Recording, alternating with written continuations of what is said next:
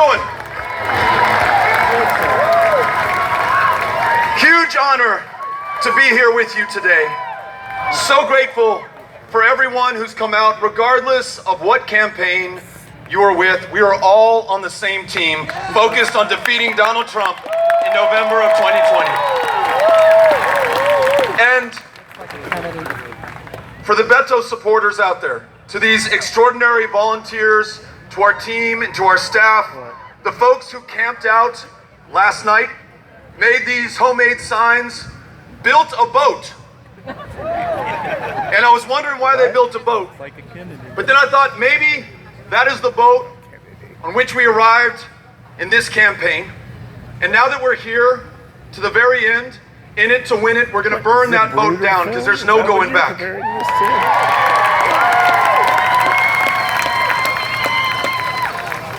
One of the things that I've learned over the course of this campaign, all across Iowa and all across the United States of America, is that we are all in this together. We are all connected, for better or for worse. In El Paso, Texas, on August 3rd, we are one of the safest cities in the United States of America. Safe not despite the fact that we are a city of immigrants and asylum seekers and refugees, but safe because we are a city of immigrants and asylum seekers and refugees.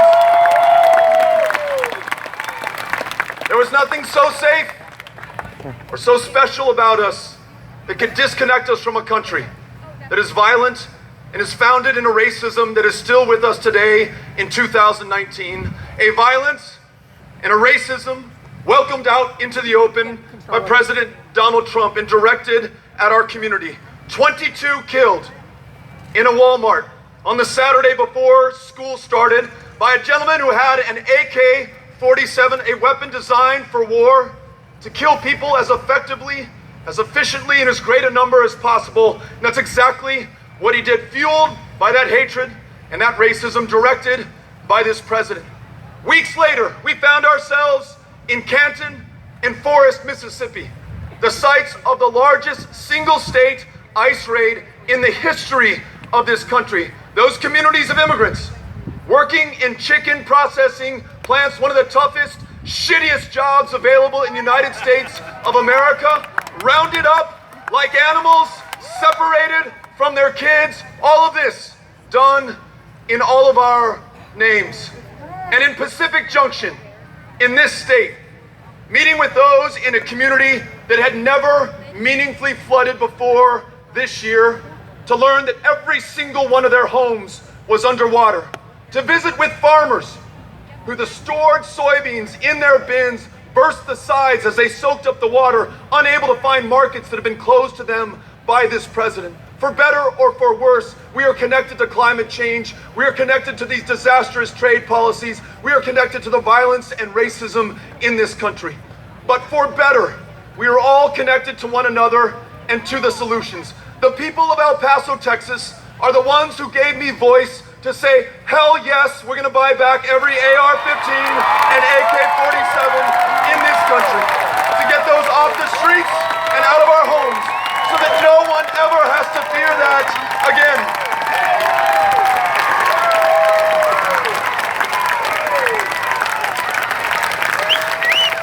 And people will ask us, they'll say, hey Beto, aren't you afraid that you've gone too far? That you've really pissed off the NRA this time? I'm not afraid of that. No, I'm not afraid of that. I would be afraid if I were a school teacher in the kindergarten classroom. And those kids, for whom I'd already sacrificed so much, were up against a gunman with an AR-15 because we didn't have the courage to stop him while we still had time. I would be afraid if I were the son of an immigrant who went to work early this morning and never came back, detained and deported back to a country he had not seen for 20 years.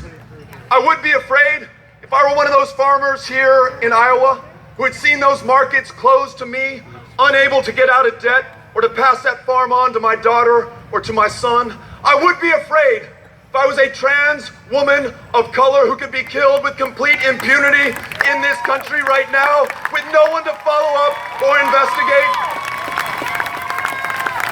I would be afraid if I had to drive 300 miles to make my own decisions about my own body, to find a safe, legal abortion or a cervical cancer screening or family planning help because we've closed down the family planning clinics in my state. I would be afraid if my sons were black and were stopped by the police in a country that has refused to ensure there's accountability for the abuse of power and the deaths of young black men who were not armed and posed no threat to this country. Then I would be afraid. But for all of those who live in fear in this country, we as Democrats must decide we will not be afraid. We as Americans must decide we will not be afraid. We must decide that we will free America from fear. And that means no fear as we rewrite this country's immigration laws to reflect what this country looks like, to legalize our fellow Americans, starting with more than 1 million dreamers and make them U.S. citizens in this, their true home country. No fear as we pursue universal, guaranteed, high-quality health care, and that means primary health care, and that means in Iowa, 51st in mental health care, no copays to see a psychologist or a psychiatrist, or be treated so that you're well enough to live to your full potential. Universal health care that means every woman makes her own decisions about her own body and has access to the care that makes it happen. No fear about confronting climate change before it is too late.